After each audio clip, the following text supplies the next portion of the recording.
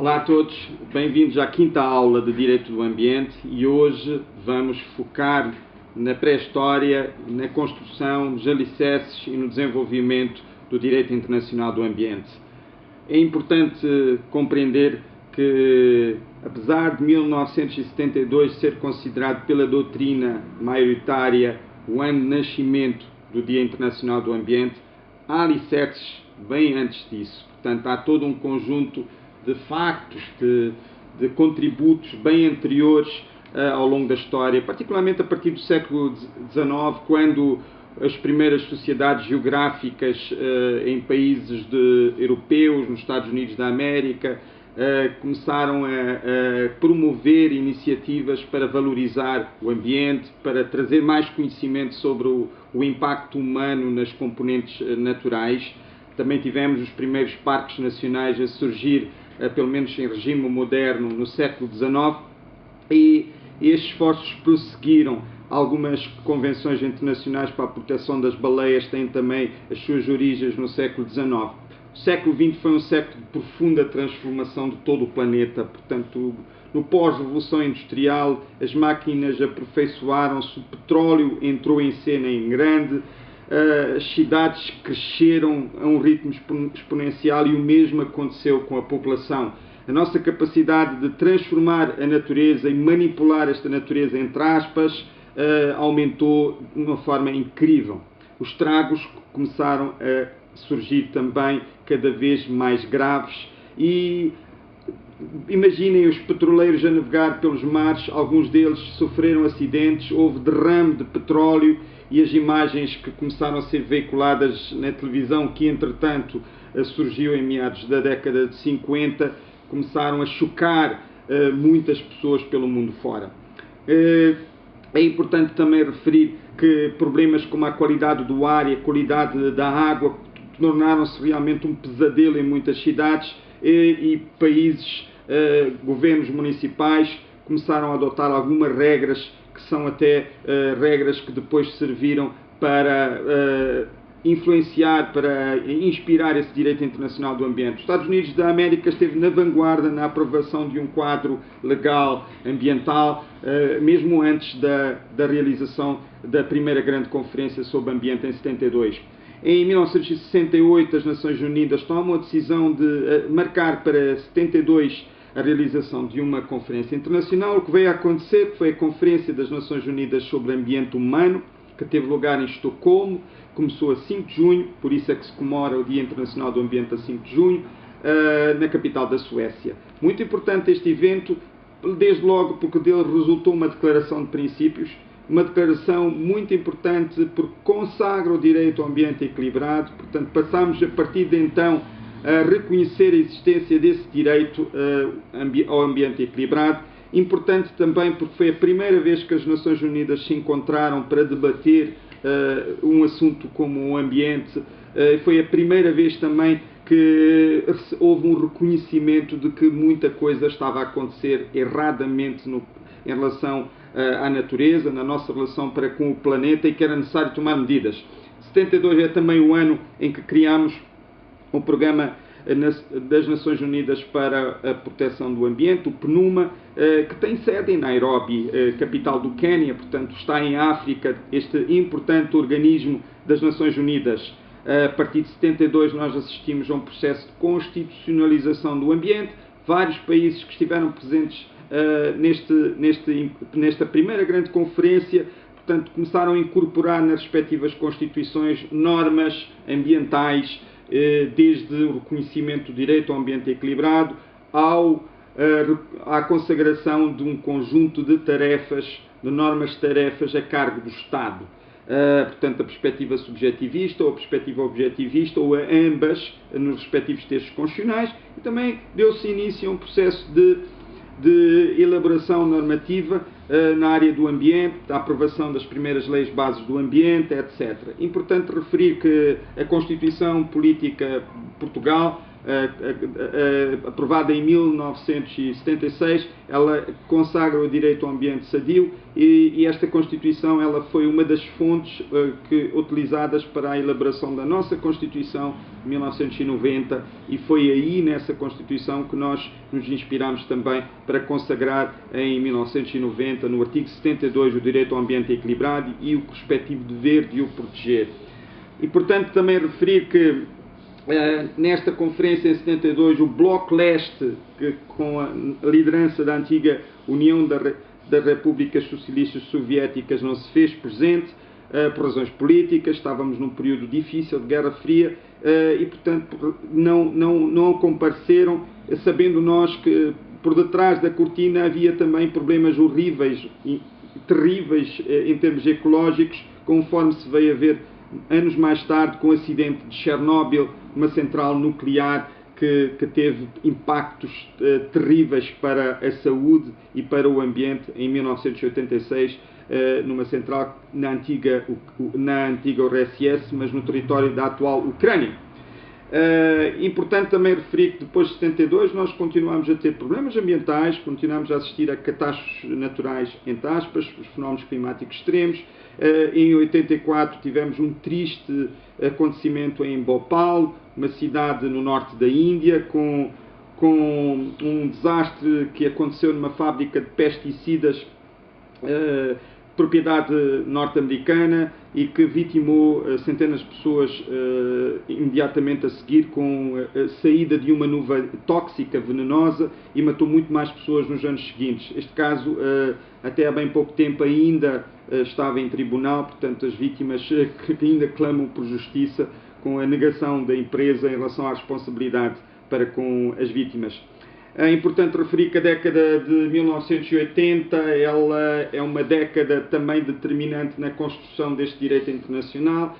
Há um acontecimento em meados da década muito fundamental. Em 1987 foi publicado o relatório Brundtland, Nosso Futuro Comum, a designação oficial, que é o resultado do trabalho da Comissão Mundial sobre o Meio Ambiente, presidida pela então Primeira-Ministra da Noruega, Gro Harlem Brundtland, uma senhora que fez um trabalho notável na liderança desta comissão. Este relatório é o primeiro grande diagnóstico ambiental planetário, é a primeira radiografia sobre os problemas ambientais, as grandes ameaças e também os desafios que temos pela frente, uma grande chamada de atenção para a comunidade internacional. Em meados desta década, nós tínhamos as bases necessárias em termos de conhecimento científico, em termos também de consensos na comunidade internacional, para marcar, agendar uma nova reunião. Isso veio acontecer em 1992, portanto, a Conferência das Nações Unidas sobre Ambiente e Desenvolvimento, que teve lugar no Rio de Janeiro, uma cidade do Brasil, e de facto foi o grande pico, foi o maior acontecimento de sempre na construção desta ordem jurídica internacional sobre o ambiente. Nunca como antes tantos chefes de Estado e chefes de governo tinham estado juntos, e foi logo num acontecimento ambiental.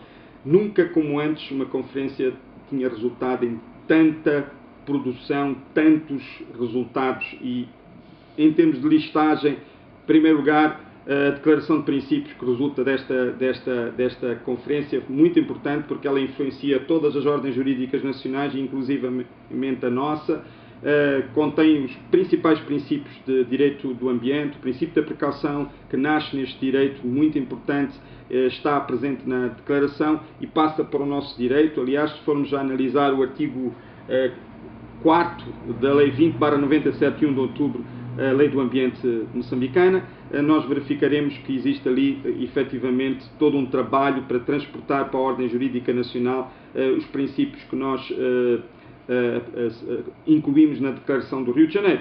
Moçambique esteve presente através de uma delegação, preparámos com antecedência esta participação e de lá também resultaram duas convenções internacionais, portanto foram celebradas durante o evento. Foi a Convenção das Nações Unidas sobre a Biodiversidade ou Diversidade Biológica e a Convenção das Nações Unidas sobre Mudanças Climáticas. Portanto, já estávamos numa fase em que o aquecimento global começava a ganhar contornos muito preocupantes, já mais conhecido do que outrora. Os cientistas já já estavam efetivamente a alertar a comunidade internacional para um problema que vinha agravando-se, com temperaturas a crescer ano após ano, recordes inéditos, portanto, ano para ano, e isto foi um dos assuntos grandes nesta conferência.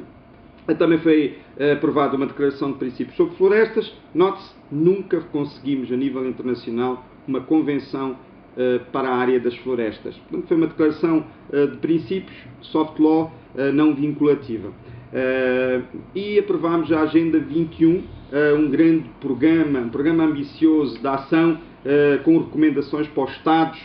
Já vou fazer menção porque nós procuramos implementar imediatamente a seguir grande parte destas recomendações. Foi também preparado o terreno para a celebração a seguir da Convenção das Nações Unidas sobre Desertificação. A seguir à conferência, portanto, os países iniciaram o fortalecimento da sua ordem jurídica ambiental. Os que ainda não o tinham feito deram início. Caso especial de Moçambique, particular de Moçambique, nós já tínhamos a Constituição em 1992, em 1990, mas realmente a seguir a esta participação, preparámos o terreno para transformar aquilo que era uma comissão criada no governo de Moçambique para este importante evento. Portanto, esta comissão foi o embrião do futuro Ministério para a Coordenação da Ação Ambiental, que resultou da composição do governo saído das primeiras eleições multipartidárias. É importante também referir que em 1995 foi aprovada a Política Nacional do Ambiente, que mantém-se em vigor e procura também materializar o disposto na Agenda 21. Em 1997 aprovámos a Lei do Ambiente e desde então não paramos mais este processo de normativo. Em 1997 celebramos o Protocolo de Kyoto no Japão, um protocolo à Convenção das Nações Unidas sobre Mudanças Climáticas. No entanto, fomos muito infelizes na implementação, portanto, uma enorme dificuldade de conseguir o consenso necessário para reduzir as emissões a níveis que permitam, enfim, garantir a subsistência da vida no futuro. Estamos com muita dificuldade de conseguir efetivamente juntar os maiores poluidores do planeta e conforme vimos, Kyoto acabou sendo um fracasso.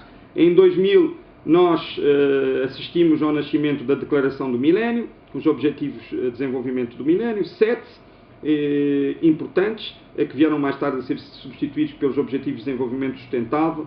Em 2002 realizou-se a Cimeira das Nações Unidas sobre Desenvolvimento Sustentável, chamada Rio+10, em Joanesburgo, portanto em África, aqui na vizinha África do Sul. Havia muita expectativa sobre este encontro, infelizmente uma grande decepção, porque mais do que nunca foi difícil alcançar consensos, o mundo estava bastante dividido, incrível, já não estávamos em um contexto de Guerra Fria, mas esta divisão é efetivamente um facto que nós temos uma União Europeia ali em bloco a procurar atingir as metas, mas temos uns Estados Unidos, um Canadá e uma Austrália a negar qualquer compromisso em relação às mudanças climáticas que seja impactante. Temos os países asiáticos também num outro sentido, especialmente a China. Temos a África, este mosaico, esta diversidade de países ainda numa certa crise de identidade. Portanto, a União Africana não foi capaz ainda de conseguir construir esta identidade africana, este bloco africano. Portanto, nós saímos de Joanesburgo apenas com uma declaração de princípios não vinculativos, que soube muito pouco, sabendo que o planeta, de facto, ele continua a aquecer e continua cada vez mais vulnerável e continua também a sofrer impactos em escala. Impactos estes que nesta década foram terríveis. Em 2004, o tsunami que abalou vários países asiáticos e também africanos, com epicentro junto à Indonésia.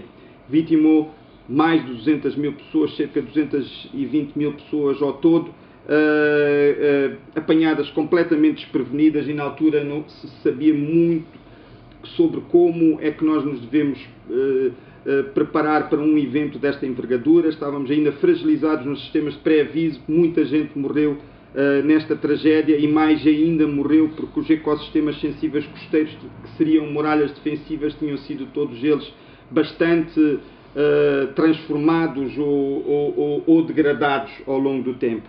Então, este tsunami mostrou que a natureza está a reagir violentamente àquilo que nós temos vindo a fazer de errado, especialmente às emissões de gases de efeito estufa. E em 2012, então, caminhámos para a 4ª Conferência das Nações Unidas, desta vez no Rio de Janeiro. Provavelmente julgou-se que regressar ao Rio iria, enfim, permitir devolver uma certa esperança na construção desta ordem jurídica internacional sobre o ambiente. Infelizmente não foi o que aconteceu. A Conferência do Rio, ou a Cimeira do Rio +20, resultou também num fracasso em termos de decisões, em termos de resultados. Portanto, quase nada aconteceu, a não ser reiterar o que já tinha sido acordado em eventos anteriores. 2015 tivemos então o Acordo de Paris, que substituiu o Protocolo de Kyoto. Este acordo foi conseguido com muito esforço de alguns países, um esforço tentáculo. Foram anos e anos e anos de negociações nas reuniões colocadas à Convenção das Nações Unidas sobre Mudanças Climáticas, as COP Clima. Conseguiu-se então este acordo, e esperemos que este acordo, que já tem pouco mais de 5 anos, possa de facto estabilizar as emissões de gases do efeito estufa a níveis que sejam admissíveis. Veremos isso em sede própria na aula que aludirmos ao direito internacional. Mas o que está efetivamente em jogo hoje é uma enorme dificuldade de alcançar consensos, uma enorme dificuldade também de estabelecer ou definir o melhor modelo que permita satisfazer as necessidades básicas humanas sem comprometer os ecossistemas, sem comprometer a vida, sem alterar e danificar o clima, portanto, e fazendo chegar comida a todo o ser humano, portanto, havendo também uma redistribuição de riqueza. O mundo está mais do que nunca desunido, o mundo está mais do que nunca desigual, e as mudanças estão a acontecer a um ritmo veloz. Portanto, em muitos países nós já temos muita gente em situação bastante crítica por causa dos problemas ambientais gerados diretamente ou globalmente, portanto, localmente ou globalmente. Já temos os primeiros refugiados ambientais, portanto, esta categoria já foi reconhecida pelas Nações Unidas, pessoas que são obrigadas a abandonar os seus países e a procurar abrigo e sustento noutros países. As imagens que nós temos vindo a assistir, pessoas a tentar chegar à Europa via Mediterrâneo, grande parte destas pessoas já são vítimas destas mudanças climáticas. Se soubermos e tivermos em consideração o processo de seca e desertificação que ocorre na África subsaariana, em muitas regiões deste mundo, é cada vez mais difícil produzir alimentos. E enquanto tudo isto vai acontecendo, há quem não acredita que o mundo de facto esteja a sofrer uma crise sem precedentes gerada pelos seres humanos. Os últimos anos foram também anos muito complicados, porque se nos 2 mandatos do presidente Obama alguns passos foram dados, o mandato de Donald Trump significou um recuo muito grande nas relações internacionais, no cumprimento daquilo que são as convenções e protocolos associados ao clima e também a outros assuntos, e os Estados Unidos continuam a ser a maior potência deste planeta. Portanto, o facto dos Estados Unidos não entrar ou não participar nos compromissos provoca impactos muito sérios. Felizmente, Donald Trump não renovou a sua presidência, e esperemos Joe Biden uma política completamente diferente e muito mais proativa em relação ao clima. Aliás, ele anunciou, nas suas primeiras decisões, anunciou o regresso às convenções sobre a matéria. Portanto, em suma e muito rapidamente, isto foi o tema de hoje. Na próxima aula veremos com mais atenção os ingredientes deste direito internacional do ambiente. Obrigado a todos, até breve.